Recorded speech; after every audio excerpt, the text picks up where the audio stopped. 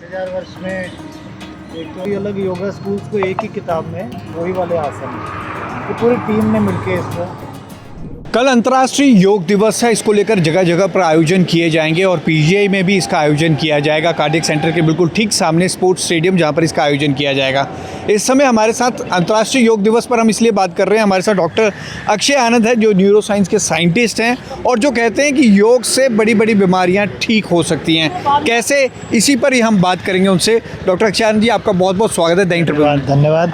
मुझे बहुत अच्छा लगा कि आप लोग आए और इस हमारे 12वें अंतर्राष्ट्रीय योग दिवस को कवर कर रहे हैं। पीजीआई का योग दिवस और अलग योग दिवस और जो जगहों पे होता है उससे बिल्कुल अलग है, क्योंकि यहाँ पे पीजीआई के जो डॉक्टर्स हैं, हेल्थ केयर वर्कर्स, साइंटिस्ट हैं, वो सारे लोग कल सवेरे 5:30 आना शुरू कर देंगे और सारे मिलके 3350 पिछले साल आए थे, तो इस बार अपेक्षा है कि 4000 डॉक्टर्स या हेल्थ केयर वर्कर्स आएंगे।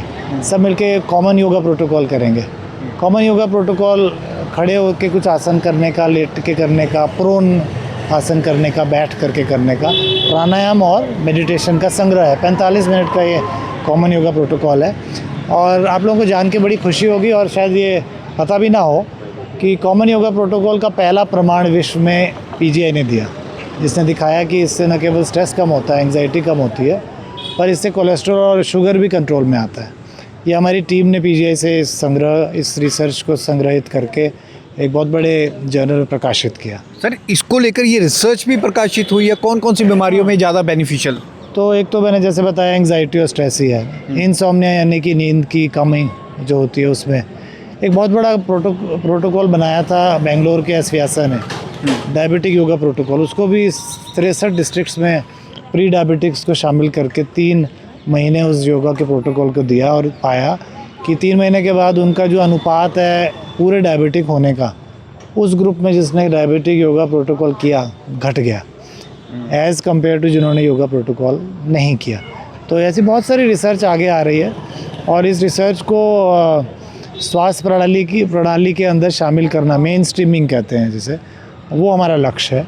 क्योंकि भारत का हेल्थ बजट कम हो ऐसा हम चाहते हैं, लोग हेल्दी होंगे तो नेशनल प्रोडक्टिविटी भी बढ़ेगी, हम चीन को भी अच्छा मुकाबला दे पाएंगे और बढ़ती हुई 5वें नंबर की इकॉनमी आगे पहले नंबर पे पहुंचे, ऐसा हम हेल्दी होकर ही हो पाएंगे। डॉक्टर अक्षय, मैं इस पर इसीलिए बात करता, आप न्यूरो साइंस के साइंटिस्ट हैं, पीजीआई में हैं। अमूमन डॉक्टर कहते नहीं कि योग करो, डॉक्टरों का फोकस होता है आप मेडिसिन लो, वॉक करो, नॉर्मल आप कहते हैं, लेकिन अब योगा करने को आप स्पेशली पेशेंट को कहते हैं, क्यों? मैं एक न्यूरो वैज्ञानिक हूँ और मेरे जो कलीग्स न्यूरोलॉजिस्ट हैं, कार्डियोलॉजिस्ट हैं, पल्मोनोलॉजिस्ट हैं, उन सबके साथ हम मिलकर काम करते हैं। आपने बोला ना कि वो कहते हैं कि सैर करो, और अब ये नहीं पता चलता सैर किस स्पीड से करो, कहाँ करो, कितने बजे करो, तो उसको एक तरह से फॉर्मेट और उसका प्रोटोकॉल और रेजिमेंट नहीं है। एक तो ये जो हमारा योग है ये रेजिमेंट देता है, एक तरह से एक दायरे में रख के प्रोटोकॉल बनाता है कि कैसे कौन सा आसन करना है, कितनी देर करना है, उसके बाद प्राणायाम करना है और फिर मेडिटेशन करना है। तो क्योंकि एक तरह से ये एक दवाई की तरह है और सिर्फ सैर एक बोल देना से ज़्यादा उत्तम है, क्योंकि ये मस्तिष्क पे भी प्रभाव डालता है, आपके सोचने पे भी प्रभाव डालता है, आप एक दूसरे के प्रति संवेदनशील होते हो, प्रेम भाव रखते हो, सहिष्णुता बढ़ती है आपकी, ये सारे भावनाएं आती हैं और इससे आपका जो रक्त में जो कुछ केमिकल होते हैं, सीरोटोनिन्स, डोपामिन्स, जो ब्रेन को हेल्दी बनाते हैं, उनकी भी मात्रा बढ़ाता है। तो ये तो कोई भी न्यूरोवैज्ञानिक, ये एक मिथ्या है कि एक डॉक्टर या वैज्ञानिक मना करें योग से और ना शामिल करें, ये बहुत ही व्यावहारिक है ऐसा कहना। हमारे जो योगा की कम्युनिटी है, साइंटिस्ट की पीजीआई में कम्युनिटी है, डॉक्टर्स की कम्युनिटी है, यहाँ पीछे ओडीएच है, ओल्ड डॉक्टर्स हॉस्टल्स में भी जिम है और योगा सेंटर में योग होता है। तो मुझे लगता है जो भी बुद्धिजीवी हैं, जो अच्छा काम करना चाहते हैं, उनको तो शारीरिक रूप में स्वस्थ होना ही होगा और योग तो वो मुझे लगता है 50 से 70% विश्व भर में योग करते ही हैं लोग, वो बताएं ना बताएं वो अलग बात है। अच्छा सर, आपने बताया कि एंग्जाइटी को लेकर और जिसको स्लीपिंग की प्रॉब्लम आती है, नींद की प्रॉब्लम, मेजर हम बीमारियों की बात करें तो आप रिसर्च भी करते हैं इसको लेकर, कौन सी मेजर बीमारियां योग से ठीक हुई हैं? क्योंकि हम योग ऋषियों से पूछेंगे तो वो बोलते हैं, आपके पास तो फैक्ट हैं, उसके जर्नल में प्रकाशित हुए हैं, आपने बुक भी लिखी है, तो आप बताएं कि मेजर कौन सी बीमारियाँ ठीक हुई? हाइपरटेंशन, बहुत ज़्यादा ब्लड प्रेशर होना, उसमें सारे तो नहीं, कुछ अधिकतम जो हाइपरटेंशन है, ब्लड प्रेशर की प्रॉब्लम है, वो नियंत्रण में आ जाती हैं, दवाइयाँ कम हो जाती हैं।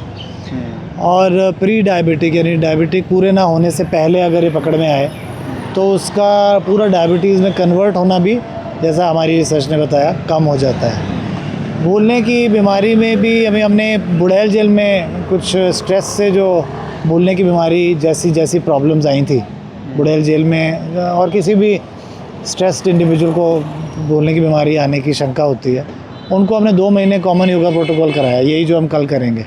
तो उनमें भी हमने पाया कि स्ट्रेस भी कम हुआ और उनकी थोड़ी सी स्मृति शक्ति यानी मेमोरी बढ़ गई। तो मेरे को लगता है अथाह समुंदर की तरह है, इसमें और लोगों को, वैज्ञानिकों को जुड़ना होगा और जिन जिन योग के आसन, प्राणायाम और मेडिटेशन का फ़ायदा है उसे आगे लेना होगा, और जिनका नहीं फ़ायदा शायद उसे मॉडिफाई करके चेंज, जैसे दवाई को हम चेंज करते हैं, फिर वो ड्रग नहीं काम आती, फिर उसको और अनुसंधान करके बढ़िया करते हैं। फिर अभी जैसे एली लेली कंपनी एक अल्जाइमर डिजीज़ की ड्रग लाई है जो कि समर्थन भी कर रही है हमारे इस योग दिवस का, तो वो भी अनुसंधान से आती है और अनुसंधान विश्व भर में चलता है, जिसे क्लिनिकल ट्रायल कहते हैं, इंडिया में भी, यूरोप में भी, अफ्रीका, अमेरिका, है ना। तो वो सब मिलके जब ट्रायल योग का भी करेंगे तो मुझे लगता है छुपा हुआ जो सत्य है वो आगे आएगा। अब ये ज़रूर है कि शायद फार्मा कंपनीज़ को अच्छा ना लगे, पर ये भी हो सकता है कि जो ट्रायल योगा का आगे आए उससे हम कोई ऐसे नए मैकेनिज़्म स्थापित करें जो ड्रग वालों के भी काम के आएँ। शायद वो ऐसी दवाई बनाने की कोशिश करें जिससे कि योग अपना काम दिखाता है, तो ये सबके लिए फ़ायदे की चीज़ है। अच्छा सर, मैं बुक देख रहा हूँ, अभी हाल ही में आपकी बुक लॉन्च हुई है, आप रिसर्च करते हैं लेकिन योगा के ऊपर आपने पूरी बुक लिखी है और ये आपकी दूसरी बुक है। इसमें होली सोली आप क्या मैसेज क्या दे रहे हैं, और कई इसमें मैं देख रहा हूँ योगा के स्टेप भी आपने बताया है कि कैसे योगा करना है, क्या करना है। 500 पेज की ये बुक है आपकी, इसका सार बताएं क्या है। ये मैं बुक सामने करता हूँ दर्शकों के लिए और भारतीय नागरिकों के लिए, जहाँ जहाँ लोग देख रहे हैं, क्योंकि ये मेरे जीवन का 5 साल का मेरी पूरी टीम की तरफ से एक तरह से सोसाइटी के लिए और वैज्ञानिकों के लिए एक गिफ्ट है, एक कंट्रीब्यूशन है। ये बुक 500 लगभग पेज की है और स्प्रिंगर नेचर जो विश्व का सबसे बड़ा पब्लिशिंग ग्रुप है उसने इसे छापा है। ये जो बुक है ये गुड योगा प्रैक्टिसेस यानी कैसे योग करें, किन किन स्टेप से करें, उसका संग्रह है। पर ये वो वाले आसन प्राणायाम इसमें हैं जो कि प्रमाणित हैं, जिनकी रिसर्च हुई है, और उसको इस फॉर्मेट में लिया है हमने जो कि क्वालिटी मैनुअल की तरह है। अगर आप देखें कितने सारे 40-50 वैज्ञानिक बुद्धिजीवी इसमें रहे हैं, बहुत सारे लोगों ने इसको रिव्यू किया अंतर्राष्ट्रीय स्तर पे, और इनके अलग अलग चैप्टर्स हैं। ये अगर आप देखोगे तो इस तरह का, इसको कहते हैं स्टैंडर्ड ऑपरेटिंग प्रोसीजर, जो कॉरपोरेट में पाया जाता है या ड्रग डेवलपिंग कंपनीज़ में पाया जाता है। वो एक स्थिर तरीके से और एक तरीके से हम योग करें, उसको हमने साइंटिफिक रूप से प्रस्तुत किया है। जैसे एडिशन नंबर, कौन सी डेट को करेंगे, उसका परिचय, इंट्रोडक्शन, फिर उसके बाद उसको क्या क्या, ये तो SOP लिखने का तरीका। मैं अगले चैप्टर पे अगर ले जाऊँ तो देखिए आसन कैसे करना है, उसकी विधियाँ क्या हैं, कब नहीं करना है, उसके बेनिफिट क्या हैं, स्पिरिचुअल हैं, मेडिकल हैं, कि आपके मेडिकल के अलावा मैनेजमेंट के, स्पोर्ट्स में क्या है इसके एप्लीकेशंस। और ये पूरा हमने ना इसको इस तरह से फॉर्मेट किया है कि जो लोग योग स्कूल चला रहे हैं, योग कॉलेज या संस्था चला रहे हैं, उस कोर्स में इसको शामिल करके इस पर रिसर्च करना ईजी है। कि प्रोटोकॉल दे दिया कि जैसे मान लो डायबिटीज़ प्रोटोकॉल दे दिया, इसको उन्होंने यूज़ करना है और अपने हिसाब से अपने ट्रायल करने हैं, ताकि वो एक ट्रायल दूसरे ट्रायल में फ़र्क ना हो। जैसे एक दवाई और दूसरी दवाई में पैरासीटामोल भी खाएं तो फ़र्क नहीं होता ना, वो एक मैन्युफैक्चरिंग में बनती है, एक फैक्ट्री में एक जैसी होती है सारी, तो योग में भी एक जैसा हो ये ज़रूरी है ना। तो उस स्तर पे ठीक है सर, जाते जाते हमारे व्यूअर्स को आप क्या मैसेज देना चाहेंगे, योग को अपने जीवन में अपनाएं तो किस तरह से अपनाएं? योग को अगर अपनाएं, पहले तो ये बहुत ही निजी एक डिसीजन है, निर्णय है। अगर आप चाहते हो कि जीवन में खुश रहो और स्वस्थ रहो और आसपास के लोगों से अच्छा आपका मृदु संबंध बने रहे, मृदुभाषी बने रहो, तो योग को अपनाओगे तो आप सिर्फ प्राणायाम से स्टार्ट करो। 5 मिनट का एक वाइब्रेक हम PGI में बिजी डॉक्टर्स के लिए कराते हैं, उसमें आसन प्राणायाम और मेडिटेशन है। आप भी उस चेयर पे बैठ के कर सकते हैं, श्वास की कुछ क्रिया, और कुछ नहीं तो अनुलोम विलोम, एक नासिका से आप सांस लो, दूसरी से निकालो, इतना भी काम अगर आप कर लोगे तो आपको एक हल्कापन लगेगा, दिमाग भी तेज़ चलेगा, दूसरे के प्रति प्रेम भी बढ़ेगा और आप खुश भी रहोगे, प्रोडक्टिविटी भी बढ़ेगी। तो आपको रोज़ 5 मिनट से स्टार्ट करना चाहिए, 3 दिन हफ्ते में, फिर धीरे धीरे 5 दिन बढ़ाएं। फिर आसन पे आएँ, कुछ स्टैंडिंग आसन, फिर कुछ सिटिंग आसन, कुछ लाइंग डाउन आसन, कुछ प्रोन उल्टे होके आसन करते हैं। वो हमारा योग यहाँ पे संस्थान है, कभी भी किसी ने कोई जानकारी लेनी हो, गूगल में भी आप योगा सेंटर PGI डाल के जान सकते हैं। डॉक्टर अक्षय आनंद डालोगे तो भी काफ़ी रिसर्च पेपर और ये सब क्रियाएँ आ जाएंगी उसमें। धन्यवाद।